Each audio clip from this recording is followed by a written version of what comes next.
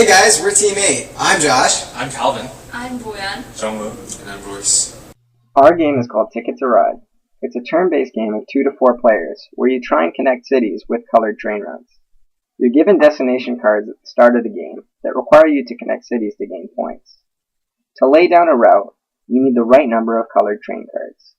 Each turn, a player can pick up train cards, lay down a route, or get new destination cards. The first to 100 points wins the game.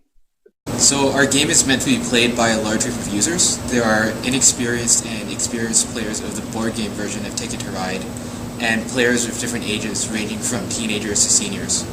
After interviewing a number of different users, we have come up with 3 usability goals for designing our game.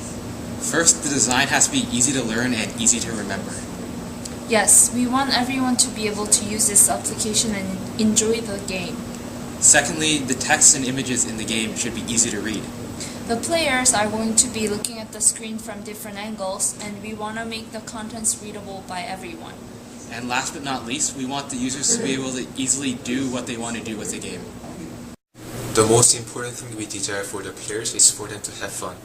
And what I mean by that is they should be easy for them to pass the time, it should provide good entertainment, and you can clearly see that all players are enjoying the experience. Also, the game should be aesthetically pleasing. It should not be bothersome or like gory or uneasy to look at. It should be just something that's that makes you want to play once you look at the game, and it should make the gaming just enhance the gaming experience overall. Finally, it should also be satisfying. It should provide a rewarding experience. It should be something they want to come back to because ultimately the time spent was worthwhile. Basically, you're looking for an engaging experience. You're not playing because it's there, but because it's there, it makes you want to play. Your friends, family, side by side, all their eyes onto the board, trying to find ways to beat you. It's designed in a way that it will give you an experience as authentic, original, and maybe even better than the original board game possibly. Rules and systems are there well visualized and user-friendly in a way that people of any age can easily play and understand the flow. You have cards in front of you, and you draw them with your hands. However, in Smartboard, in touchscreen, how do you give a feeling of touch, animation, and feedback?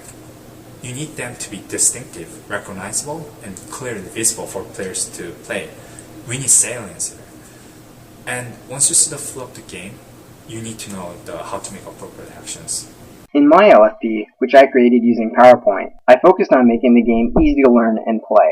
I had the idea of previewing the game rules before starting the game for new players. To keep the game moving quickly, all 4 players can collectively skip the rules by touching their side of the board.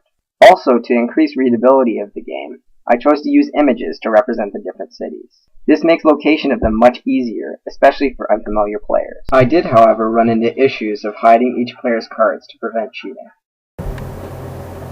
For my low-fidelity prototype, one feature was that the player should be able to select their desired characters in the beginning of the game, such as a baron, a robber, a tycoon, and more.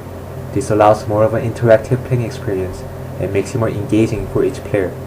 Another feature that was present in my low-fidelity prototype was deciding the order of turns. This can be done by using a dice feature, where dice will roll when user presses the screen. The player with the highest number will go first, and in the decrementing order. However, this might give a bit of a confusion, because usually board games are played either in clockwise or counterclockwise order. My LFP was created in PowerPoint, and I wanted to make the flow of the game obvious to the players while keeping with the feel of the original board game. I added an indicator which points to the user that is currently taking their turn. I also decided that each player's train and destination cards were to be dealt face down to prevent cheating. In order to show their cards, a player will have to tap on their pile of face down cards. The cards will be displayed for the player, and they must hide their cards from the other player's sight. To return the cards back to a face down position, they simply tap on the row of exposed cards. However, my LFP excluded any mention of the rules and posed a steep learning curve to new players of the game. For my prototype, I mainly focus on the fact that the smartboard or touchscreen has 4 sides to it.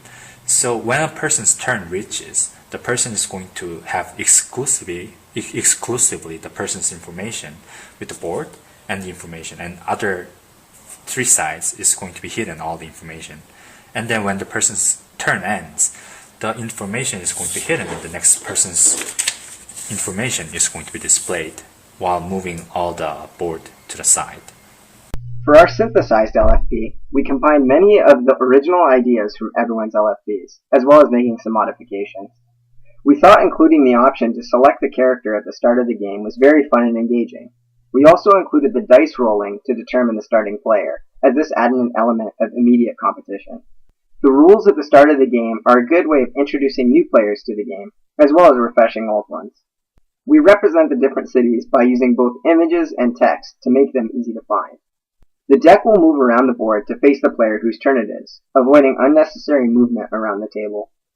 Also, the current turn arrow was included to avoid confusion as to who needs to make a move. Individual scoreboards were also included to allow players to keep track of the game without interrupting the current player. We kept the idea of having cards appear as they would in the real game to assure authenticity,